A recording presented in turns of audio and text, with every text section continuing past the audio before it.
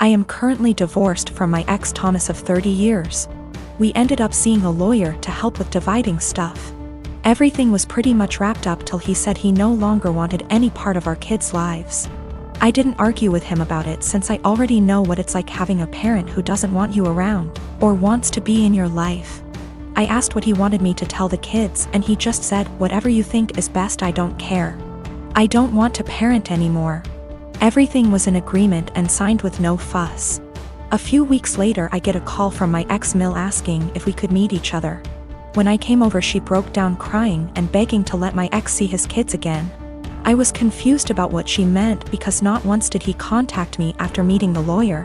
She went on about how my ex said he really missed them and that I was just a petty B*TCH for taking full custody. Also that he was crying for days about it. I told her my version of events and she called it BS, saying her son wouldn't lie like that, especially not about his kids. Then I decided to call him in front of her. He didn't know she and I were meeting that day. I said, "Hey, has a soccer game in a few days," which he did, and I was wondering if you wanted to go? I know he'd really love it and be happy to see you. He instantly said no. I already said I'm not doing this anymore. I asked, "Well, how do you think this is going to affect Denise, his mom?" She is over the moon about them. He just said she loves me more than the kids, so I doubt this will be an issue for her. After a bit more talking we finally hung up. Ex-Mill was straight-faced and nodded at everything that just happened. She asked me to leave and said we would be in touch. Later that day I got a call from my ex saying how it's my fault he was kicked out of his mom's house, and possibly will be taken off her will. Also that none of his family members will talk to him because of what ex-Mill heard. He threw a lot of insults at me before I hung up, and now him and his mates keep calling and texting me. My friend is saying I shouldn't have said anything in the first place and I ruined his life. Yes, I plan to let Denise see the kids because I know she just wants to give them the world along with the rest of his family. Me and my girlfriend have never fought, we get along fine. We have been living together for 9 years now, and have been dating for 12 years. We have a healthy sex life, we both have decent jobs that bring in decent money. In the past we talked about marriage a lot and would often joke about what our wedding would be like. Yes, I know how stupidly lame this sounds, however we always agreed we needed to settle down first. We bought a house about a year and a half ago, and were finally able to settle down. Our work schedules normalized, we were able to remove a huge waste of time from commuting. And we were finally able to take various activities after work, e.g., dancing classes, cooking classes, etc. We were able to finally settle down. Finally we decided to take a week off and unplug on the week of 12-year anniversary. She wanted to go camping and hiking, and do the things we used to do when we were first dating. Unbeknownst to her I secretly decided to pick the exact same area where we met to do our hiking/camping trip. 2 weeks ago as we are leaving she realizes where we are going and becomes ecstatic, and gushes about how romantic I am. More or less everything seems perfect. We do our hike, and we unpack, set up, and by sundown everything feels perfect. So I decided to pop the question. This is where everything kind of falls apart. I ask her, and she just says no. We literally went from "I love yous" to the single most awkward silence I have ever had in my life in the time span of about a minute. We sat there kind of not saying anything before she says she is tired and goes to bed. She basically proceeds to cry herself to sleep while I sat there doing nothing. I basically didn't sleep, and the next morning, she says she wants to go home. So we pack up and have a really awkward 3-hour hike back to our car. There were a few times where things kind of felt normal and we were joking around like we used to be for a bit. On the way back home, we are talking and chatting normally, but it just feels awkward. At one point we stopped for coffee, and asked if she wanted to talk about what happened, and all I got was a curt no. This is followed by another extremely long silence for the rest of the drive home. We finally get home and I unpack everything while she goes off to bed. She is going to bed. Cue more crying. I tried really hard to talk to her, but she pretty much told me that she just needs time to be alone and think. The next day she tells me she is going to take some time and see her family, which is literally on the other side of the country. It has been about 2 weeks since I dropped her off at the airport. She sent me a few messages to tell me she is fine, and that she needs some more time to think. Her best friend has been asking me every other day about what is going on with her. since she hasn't really been responding at all. I know she is okay, though due to her posting some pictures of her and her family on Instagram. But it just feels really weird. I am an absolute giant mess. I just don't quite understand what is going on. None of my friends have really offered me anything of value. I just feel if I didn't ask the question everything would be absolutely fine, and I don't really understand what is going on. I keep wanting to grab her laptop to try and figure out anything. I am not close to her parents at all, but I trust her and want to respect her space, but I don't know when she is coming back. I even sent her a message this morning, and I know she saw the message and received it, but hasn't replied. Also, her work has called me this morning asking about where she is. Apparently she had taken an extra week off last week, but she was supposed to be in yesterday. Now everything feels like it is falling apart and I have no idea what to do. The reason why it took so long for us to get married is we both agreed we wouldn't move to the next step until we finished the following. We both finished school. For her that wasn't until 2 years ago. We both had stable jobs. We had a place where we could agree would be good enough to take stuff to the next step.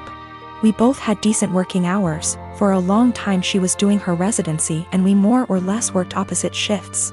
We did talk about marriage and kids and both agreed it would be part of the next step after we got settled. I'm what the deaf, nonverbal audio classify as hard hearing, HH. Because I can communicate with hearing person without resorting sign languages or notes. I met my boyfriend, Alan, who is deaf about a year ago. I was the only person he could communicate at work with ASL, even though I only could sign basic words. Later, he began to teach me in more advanced ASL and we found out we have so much in common in TV, movies, books, tastes with similar goals and desires in life that we became best friends that evolved into a romantic relationship. We're going strong 9 months now and we're compatible in every area. It's the best and healthiest relationship I ever had and I'm always excited and giddy to see him at work or when we wake up together. He feels the same and we're talking moving each other as soon his lease is up in 3 months from now. 2 months ago, we decided to meet each other parents which all are hearing. He's their only deaf son. Alan met mine and it went fabulous. Then we met his parents, Irma and Paul. I thought we got along because they were smiling, gushing and laughing, but I'm beginning to believe they were putting their best masks for the sake of their son. One time on a family's birthday parties, Irma said in front of the ladies with me next to her, "It's so impressive you can talk with that speech impediment. I barely can understand you myself." She said as jokingly manner, but no one laughed. Everyone glanced at each other awkwardly and I just stared at her. Then excused myself. At first I wasn't sure if she meant as generational ignorant way like, who's the woman in the relationship? To the gays.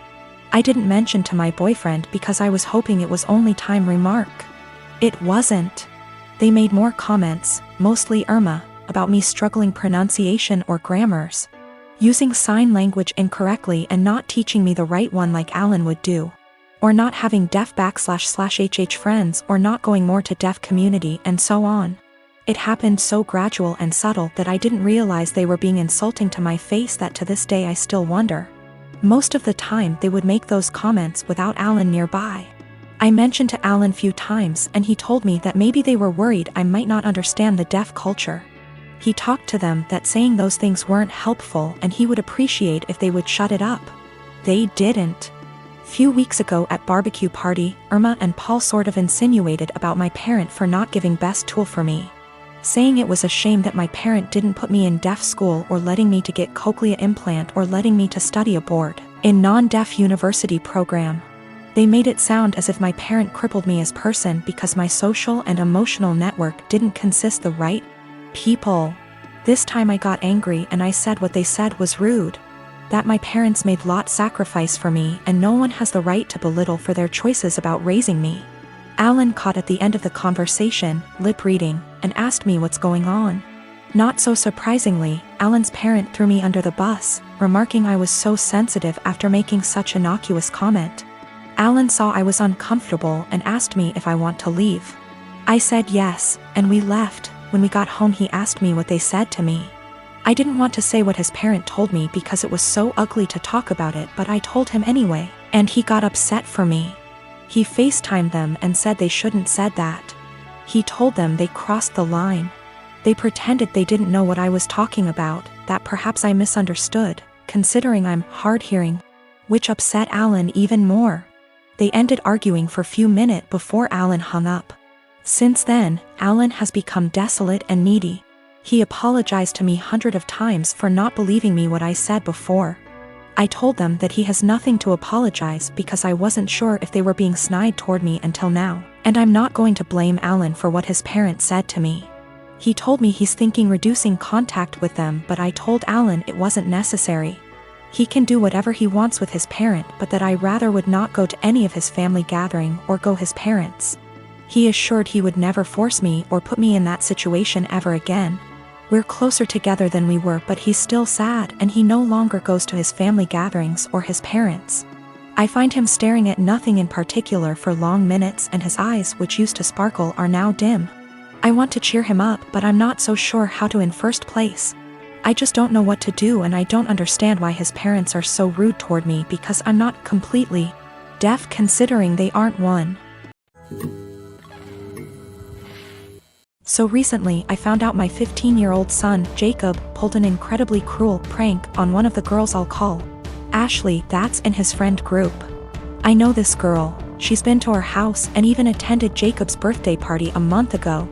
She seemed incredibly sweet, if not a bit shy. So when my oldest son, Mark, he's 17, came to me and told me Jacob had asked Ashley out on a date as a prank, I was stunned. I of course asked how he could know this, hoping as any mother would that it wasn't true.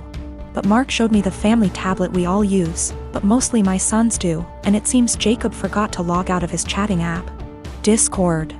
I read the long series of messages between Jacob and his friends as they mocked Ashley all through this heartless prank. I was speechless. And that's not even getting into how he was talking, like he was some thug and not a 15-year-old living in a gated community. At first I couldn't figure out what to do or how to proceed. I'll admit that I never once imagined either of my boys would be the type of person to do something like that. But there was no way in hell I was letting this go. So after a day of thought, I decided what was going to happen. First things first, he was grounded. For how long I'm not sure. Secondly, I'd gotten Jacob a bike for his birthday, but it hadn't arrived until the day previous, and I'd planned to give it to him when my parents came to visit since they'd been unable to make his party. But instead of that, I showed him I knew about the prank and told him he was grounded. Then I made him carry the new bike out of my bedroom closet and to the car before driving to Ashley's house, him crying the whole way. I'd called her parents earlier and explained everything, and so once we got there I had him cart it to their front porch and ring the bell. Then in front of me, Ashley, her parents, and God, I had him give a sincere apology and gift her the bike. Even I apologized to her, saying I didn't raise my boy this way and what he did was unforgivable. I also called the parents of the other boys who were a part of this little stunt, and they all seemed rightfully horrified by their son's involvement. I felt I'd handled this all as best as I could, and my friends agreed. Though once my parents found out that I'd made Jacob give his birthday gift away, they said what I did went too far. I still feel like what I did was right, but having my parents more or less dogpile on me like this actually made me wonder if how I handled it was too extreme.